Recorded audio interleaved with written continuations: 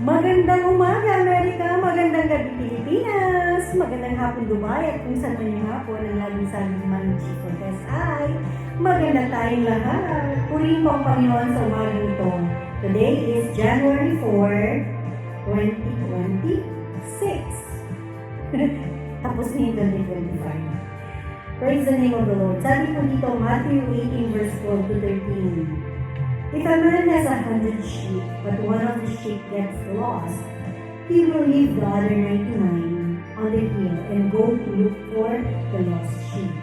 I tell you the truth, if he finds it, he is happier about what one sheep than about the 99 were never lost.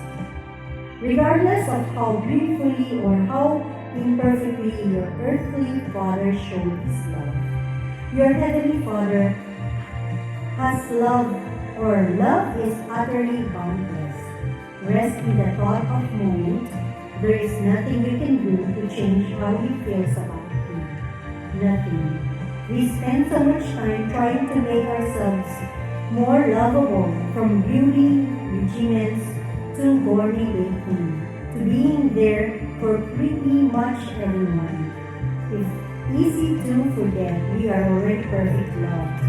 Our Father loves us more than we can imagine, and we could do anything for us. Remember that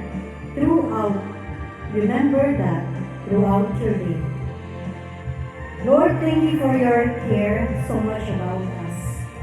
At times, we have been that one lost sheep, and you have come to find us. Thank you for your love for us. In Jesus' name we pray. Amen. Hallelujah, Jesus. That is our Bible verse for the day.